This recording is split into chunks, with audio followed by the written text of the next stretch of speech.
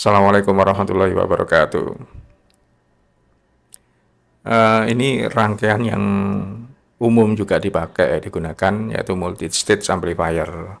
Di mana kalau dalam konfigurasi ini sebenarnya dua ini adalah sama-sama common emitter. Common emitter. Terus kita gabungkan untuk mendapatkan gain lebih besar. Biasanya ada juga yang menggunakan di sini bypass kapasitor, ya, untuk memperbesar gain. Nah, bypass kapasitor ini biasanya kalau saya relatif jarang menggunakannya, kecuali di RF ya, di RF amplifier sering saya pakai. Tapi kalau untuk yang sifatnya audible kayak gini nih, saya sama sekali tidak menggunakannya. Karena rentan dengan distorsi, memang gain yang dihasilkan besar. Karena pada saat kita membypass kapasitor, maka perbandingan gain kalau pada standar normalnya kan ini 1K dibagi 47 ya. Jadi RC dibagi RI adalah nilai gainnya. Tapi ketika kita membypass, maka yang terjadi 1K dibagi nilai RI. Nah, kalau di sini ini RI-nya kan 23,45. Di sini ya hampir mendekati lah sama. Sehingga dengan perbandingan yang nilai RI yang kecil itu, kalau kita bandingkan dengan nilai RC yang ada di sini, oh ya gede banget. Nah, makanya kadang terjadi distorsi juga. Nah, bypass kapasitor ini nilai reaktannya kan tergantung pada frekuensi, mengikuti frekuensi. Jadi pada setiap frekuensi dia punya nilai reaktan sendiri gitu. Nah, kemudian untuk biasing di stage pertama ini saya menggunakan 4700 dan 1220. Ini lumayan rendah ya untuk dibuat bias dan digunakan untuk mengamplifikasi sinyal. Dengan kondisi seperti ini, otomatis ini kan impedansinya rendah dan bisa menjadi loading effect ketika kita langsung memasukkan sinyal ke sini. Makanya ini saya kasih bootstrap seperti ini. Kondisinya untuk membuat sinyal yang ada di input itu tidak terpengaruh oleh resistansi rendah pada biasing di voltage divider ini. Ya, dia langsung masuk. Kemudian di sini ada kapasitor untuk menstabilkan ya, memberikan sedikit perkuatan. Nah, gitu ya. Paling enggak dengan bootstrap ini ya, impedansinya jadi lebih tinggi lagi. Nah, kalau ini tidak saya pakai sama sekali, sinyal tidak teramplifikasi. Ya, kita bisa sih membuat ini relatif lebih tinggi, tapi saya memang sengaja untuk membuat impedansi yang agak rendah ya, untuk menghindari noise yang ditimbulkan oleh thermal noise biasanya pada resistor. Nah, kemudian di stage berikutnya sudah ini sama, common emitter juga. Nah, ini saya tidak menggunakan bootstrap. Terus kemudian perbedaan dengan ini dan ini itu pada saat saya melakukan biasing di sini, ketika saya meletakkan RI 470 ohm ya, 470 ohm, sehingga ada voltage drop di sini 520 milivolt, ini milivolt bukan miliwatt, milivolt, maka biasing yang ada di sini di VB itu relatif stabil 1,1 ya. Tapi beda dengan kondisi yang ada di sini. Saya sudah coba berulang kali, ternyata ketika menggunakan resistor degeneratif yang terlalu rendah ini, dia masih terpengaruh oleh beta, sehingga kalau misalnya saya naruh biasing di sini 1 volt, itu dia akan down ya, mengikuti voltage drop yang ada di sini. Nah, itu yang terjadi.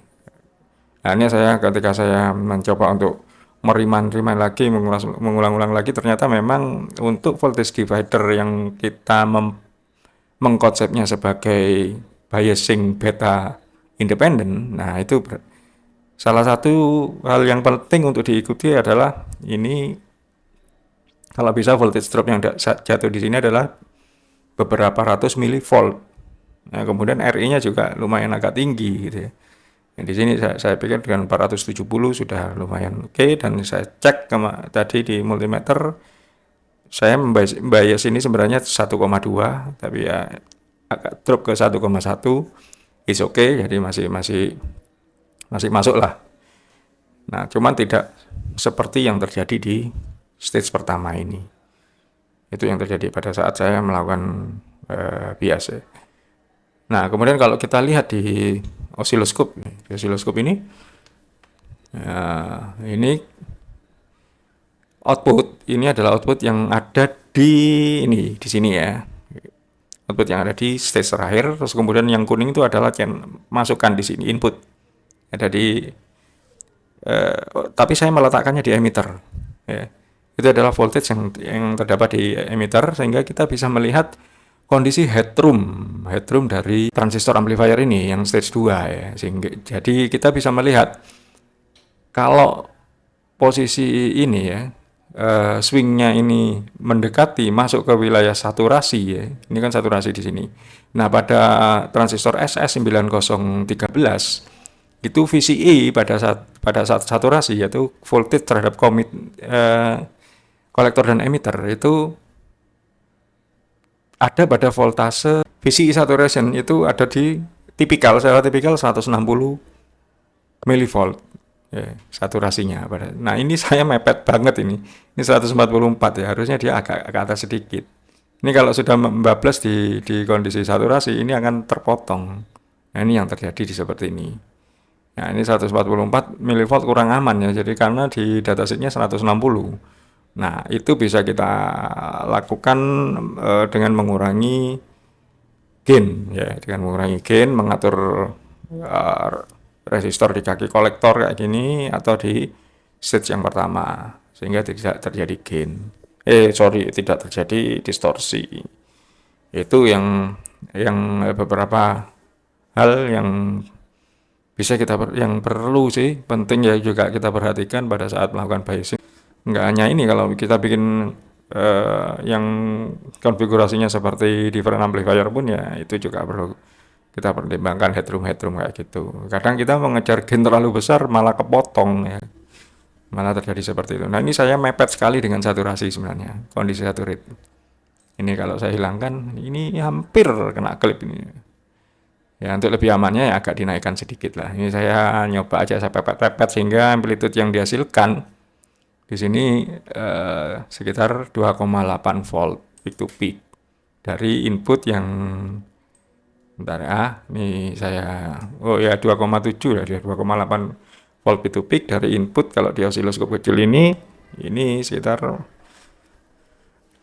hampir 50 milivolt untuk input masukannya ya. Nah, jadi konfigurasi seperti ini bisa kita gunakan untuk preamplifier. Nah, cuman outputnya ini kan masih 10K karena saya mengkonfigurasi ini sama nilai arus yang di deliver ini 1 mA, ini juga relatif sama 1 mA. Nah, ini saya belum mencoba ketika ini saya naikkan di 10 mA misalnya, supaya ketika masuk ke stage berikutnya berupa push pull atau buffer ya, itu impedansinya mumpuni. Karena memang tujuan saya hanya untuk mengamplifikasi voltage saja. Ya, kalau amplifikasi voltage itu memang high impedance, outputnya high impedance. Baru kalau sudah kita bermain di current gain, ya kita low impedance nanti yang kita set. Nah, jadi kalau frekuensinya misalnya ini kan di 440 Hz ya, tengah lah. Nah, kalau misalnya saya taruh di 10 kHz, nah dia tetap ya. Kita lihat itu amplitudenya tidak berubah. Nah, ini bisa kita simpulkan ini jadi rata-rata ya. Yang kata orang-orang itu flat. Ya, seperti ini yang dimaksud ya. Oh ya, coba di 20 Hz ya. Dari 20 Hz di level terbawah dari frekuensi.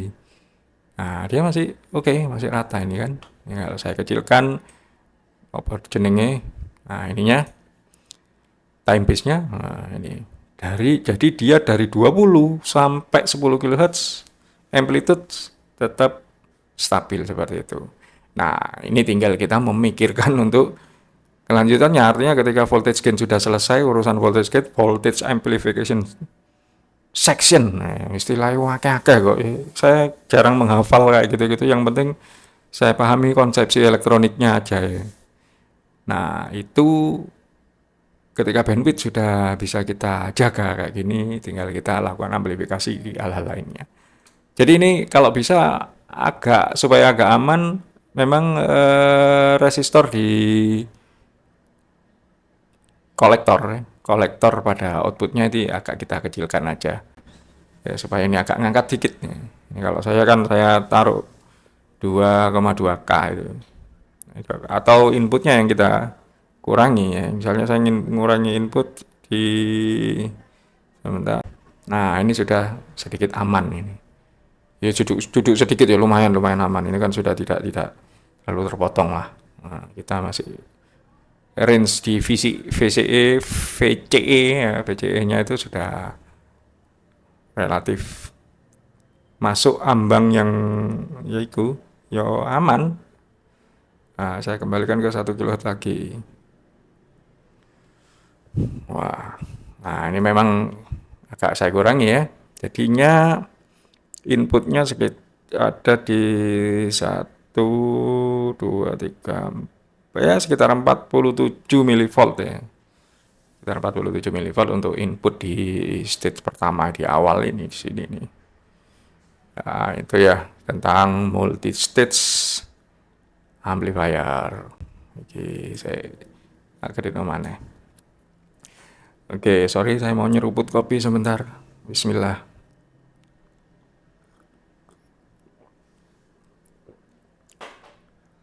Oke, seperti itu teman-teman.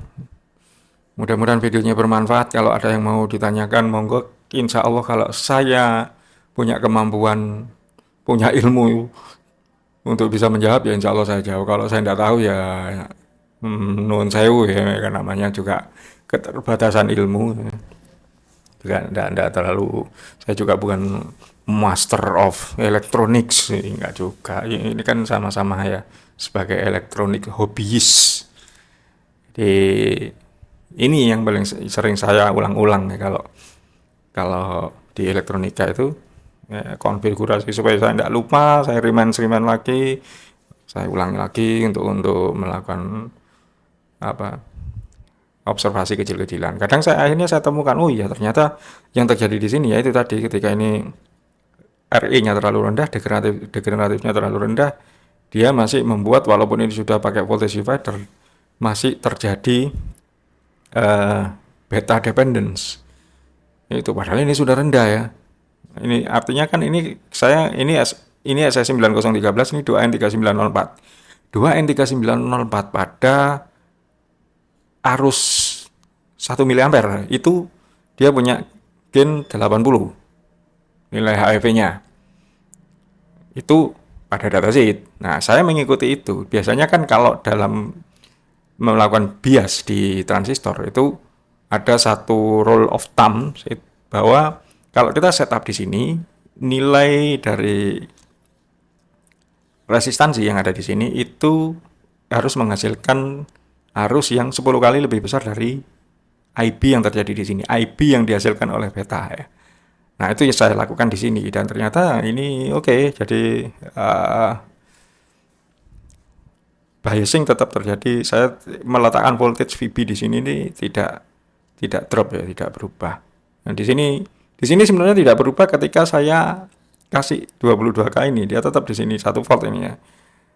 Tapi yang di sini itu yang dia mengikuti voltage yang ada pada RE dan VBE drop yang ada di sini. Nah, voltage yang terjadi pada VE ini itu dipengaruhi oleh nilai IE, nilai arusnya, dan arusnya ini dipengaruhi oleh nilai beta, sehingga dia masih tergantung pada beta.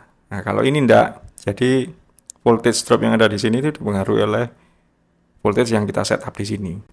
Ya, berapapun nilai betanya, dia enggak ngefek.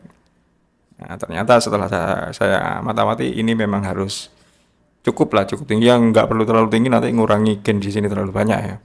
Ini jadi beberapa ratus milivolt lah. Ini kan saya di bawah 100 milivolt ini. Jadi jatuhnya cuma sekitar 50 milivolt sampai 80 milivolt yang ada di sini. Nah, itu yang terjadi. Untuk sementara ini saya simpulkan seperti itu karena setelah saya ulang-ulang ternyata memang itu yang terjadi. Setiap kali saya meletakkan ini agak rendah kayak gitu. Jadi beta dependence dan arus yang bisa saya deliver cuma sekitar 1 mA. Beda dengan yang di sini. Kalau mau menanyakan apa sih maksudnya beta independen, beta dependence, ya apa ya jelas non. Ya memang itu harus kita ini pelajari dari konsepsi dasar dalam mempelajari transistor. Oke, begitu. Mudah-mudahan bermanfaat dan mudah-mudahan teman-teman semua mendapatkan kesuksesan, rezeki yang barokah, berlimpah. Sama-sama saling mendoakan ya. Oke. Insya Allah jumpa lagi. Wassalamualaikum warahmatullahi wabarakatuh.